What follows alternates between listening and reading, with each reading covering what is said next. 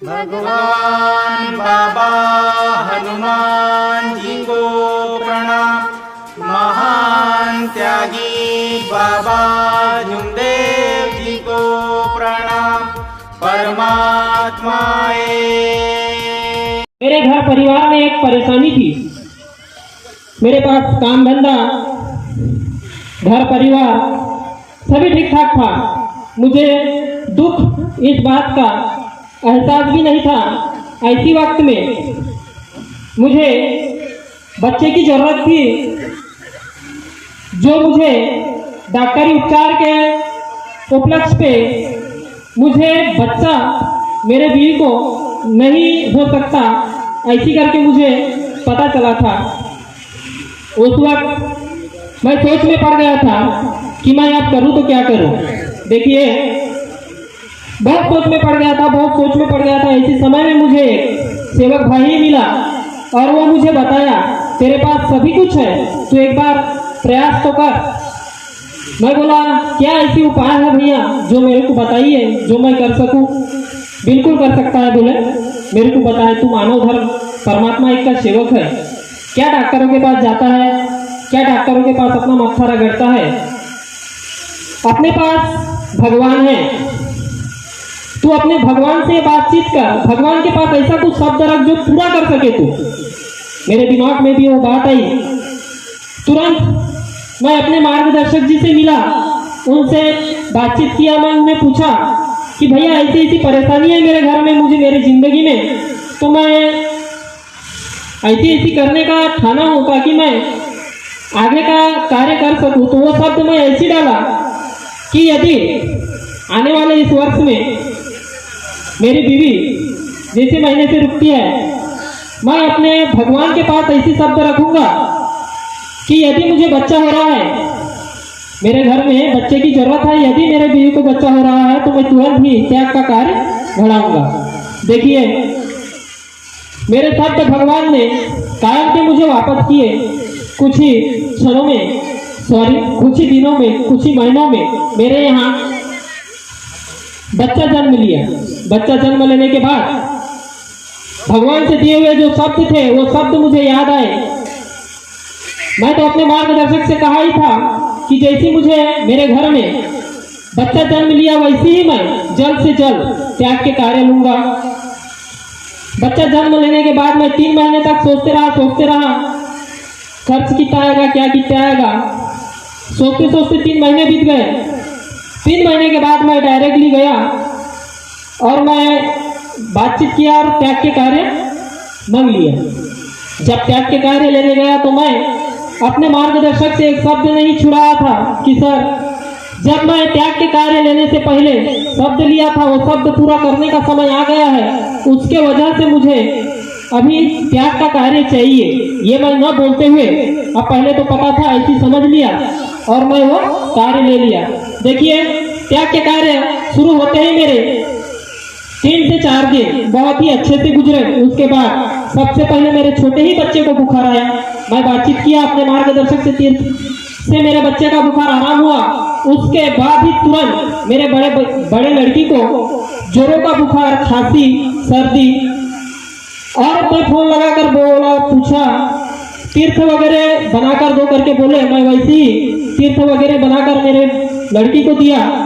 मेरे लड़की का भी तबीयत आराम हो गया। जैसे मेरे बड़े लड़की का तबीयत आराम हुआ, वैसे ही मेरे छोटे लड़की का तबीयत वैसे ही खराब हुआ। जो बड़े लड़की का समस्या था, वैसे ही बुखार, वैसे ही खांसी, वैसे ही सर्दी। मैं फिर से फोन किया, फिर से मैं अपने मार्गदर्शक से पूछा और वैसे ही तीर्थ वगैरह बनाकर उसे दिया। उसका भी तबीयत आराम हो गया। बस छोटे लड़की का तबीयत दुरुस्त हुआ ही हुआ। मेरे छोटे से बच्चे को डब्बा निमोनिया करके बहुत ही जोरों से तबीयत खराब हुआ, जिसके चलते 3 रात 4 दिन मेरी माँ गोद में लेके गुजारी हो रहा। देखिए,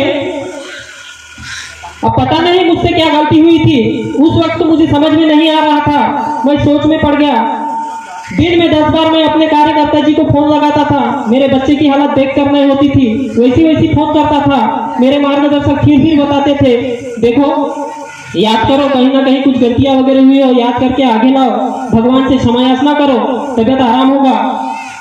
मेरे कुछ समझ में नहीं आ रहा था कि मेरी गलती हुई क्या हुई। उसके बाद चौथे दिन की बात है ये, जब रात भर मेरी माँ अपने गोद में मेरे बच्चे को लेकर पूरी रात बिताई थी, और मैं विनंती के समय, अभी हमें नहाना है विनंती के लिए, उस समय में मेरा लड़का 3 महीने का था, और वो 3 महीने का लड़का जैसे मेरे चेहरा को देखा वैसे ही पप्पा करके बोला। जैसी पप्पा बोला वैसे ही मेरे पीछे मेरी बीवी आई, मेरे बीवी को देखा और मम्मी करके बोला। बीवी को देखने के बाद उस साथ ही साथ आई करके बोला। मैं सोच में पड़ गया, 3 महीने का बच्चा ऐसी कैसी बातें करेगा। मैं कुछ समझ नहीं आ रहा था उस वक्त कि मेरा लड़का कैसी बात कर रहा है। पापा मम्मी आई करके बोला, मुझे विश्वास ही नहीं था, और फट से नहाते नहाते मैं सोचा, नहीं बोला ये संदेह है, कुछ ना कुछ तो हुआ है मेरे हाथों से। मुझे लगा कि मेरा काम पूरा हुआ, मेरे जो शब्द थे वो पूरा हुआ, तब जाकर मैं ये कार्य लिया हूँ, नहीं तो मैं कार्य तो नहीं लेने वाला था। ऐसा कुछ एहसास होने लगा मुझे। मैं तो सेवक था, मुझे तो आज नहीं कल त्याग के कार्य लेने ही थे, लेकिन मैं शब्द रख कर लिया। लेकिन मैं भगवान से ये नहीं कहा कि भगवान मुझे बच्चा दिए, इसके ही उपलक्ष्य में मैं ये त्याग के कार्य कर रहा हूँ। ऐसा हुआ, ऐसा मेरे को एहसास हुआ। मैं उसी विनंती के समय में माफी मांगा। माफी मांगने के बाद मैं अपने भगवान को सुबह के 9 से 9:30 बजे का समय दिया। उस 9:30 बजे के अंदर मैं 3 बार तीर्थ बनाकर दूंगा, ऐसी शब्द रखा अपने बीवी को, ताकि मेरे बच्चे का तबियत आराम हो और तुरंत ही वो दूध पीने लग जाए। वैसे भी 3 दिन से वो कुछ पिया हुआ कुछ भी नहीं था, खाली पेट था, बस उसके पसलियां चल रहे थे। सब कोई भी बाहर के मेरे मोहल्ले के देखने वाले बोल रहे थे कि ये क्या तेरा ये धर्म है, ये धर्म को दूर करो और डॉक्टर के पास लेके जाओ, ये बीमारी बहुत बुरी है, यदि बच्चे के सर चढ़ गई तो बच्चा भी हाथ में लगेगा। ये शब्द तक बोले थे। लेकिन अंत में मेरी माँ, जब मैं विनंती करके हम उठे, तब मेरी माँ भी बोलने लगी कि बेटा बहुत समय हो गया है, लड़का 3 दिन से कुछ खाया नहीं पिया नहीं, तू देख अपने मार्गदर्शक से बातचीत कर और त्याग के कार्य जो है तेरे वो खंडित कर ले, दोबारा कर लेंगे। ये शब्द तक मेरी माँ बोल चुकी थी। और इसी वक्त में जब मैं शब्द देकर उठा, पहला तीर्थ बना कर दिया, जैसी मेरी बीवी पी, इधर मेरी बीवी तीर्थ पी और उधर झूले में मेरा बच्चा सोया। 3 दिन के बाद मेरे बच्चों को नींद आई, मेरे छोटे से बच्चे को नींद आई। वो आधा घंटा तक सोया, फिर आधा घंटा के बाद एक और तीर्थ बनाकर मैं अपने बीवी को दिया। उसके बाद आधा घंटा में फिर से एक तीर्थ बनाकर दिया। आधा घंटे का समय देते हुए मैं तीर्थ बनाकर दिया, और मैं कुर्सी लगाकर बैठा था अपने रूम में, बच्चे के आगे, झूले के आगे बच्चा सोया था, अच्छे से सोया था। वही 9 से 9:30 का समय दिया था, वही 9 से 9:30 के बीच में मेरा बच्चा रोकर उठा। मैं बोला मेरे बीवी को, बच्चा उठा है, सबसे पहले उसे अपने दूध से लगा।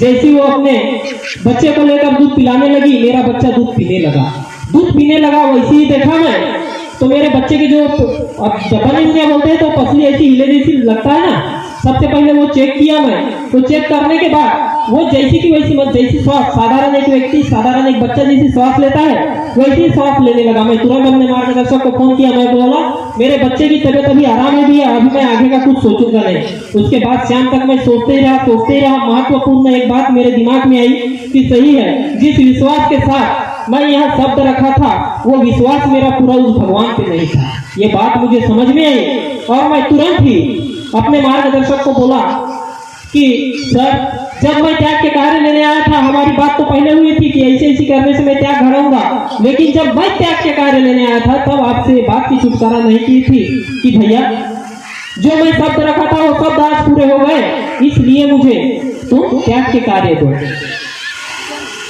ये गलती मेरे से हुई थी और कहीं ना कहीं मेरे विश्वास अधूरे थे। कहते हैं ना, हमेशा की तरह अभी भी कहना चाहूंगा, मेरा बच्चा अभी 2 साल कंप्लीट हो गया है, 3रा साल चालू है, बहुत अच्छा है। अभी तक देखता हूँ हल्का सा बुखार आ गया, सर्दी खांसी, बस 2-4 घंटे एक दिन, उसके ऊपर मेरे बच्चे की तबीयत खराब ही नहीं होती। बहुत बड़ी कृपा है भगवान की, सदा भगवान मेरे ऊपर कृपा बनाए रखे। साथ में उस भगवान से पूरी तरह से सच्चे से व्यवहार करूं, ये प्रयत्न मेरा हमेशा जारी रहेगा। सबसे महत्वपूर्ण यही बात है, मैं कहना चाहूंगा आप तक कि जिस भगवान को हम मानते हैं, जिस भगवान के गुण हम गाते हैं, जिस भगवान के नियमों से चलने का हम प्रयत्न करते हैं, उसी में पूरी की पूरी 100% ताकत लगा दो कि उनमें हम विश्वास भी करते हैं। जरूरी है, क्योंकि विश्वास रखना ही बहुत बड़ी बात है। तुम्हारा विश्वास कायम है तो उम्मीद है हर सेवक उस 4 तत्व, 3 शब्द और 5 नियम का पालन कर सकता है। हमेशा की तरह कहना चाहूंगा, कहते हैं ना, बड़े ही मीठे शब्द में भले 1000 बार क्यों ना कहे, लेकिन कहने में मीठा है तो तुम्हें सुनने में भी मीठा आएगा कि धूल तेरे चरणों की बाबा चंदन बन गई। देखिए, धूल तेरे चरणों की बाबा चंदन बन गई, सभी सेवकों ने लगाई माथे पे, उसी तरह मैंने भी लगाई अपने माथे पे। तो देखो, मेरी भी तकदीर बुलंद बन गई, मेरी भी तकदीर बुलंद बन गई। इन्हीं शब्दों के साथ 4 तत्व, 3 शब्द और 5 नियम का आज जीवन में परिपूर्ण पालन करते हुए मैं बाबा को वचन देता हूँ कि आगे भी मैं परिपूर्ण पालन करूंगा। इसी शब्दों के साथ मेरे आज के दिए हुए 2 शब्द यहीं पर संपन्न करता हूँ। सभी को मेरा प्यार भरा नमस्कार, नमस्कार, नमस्कार।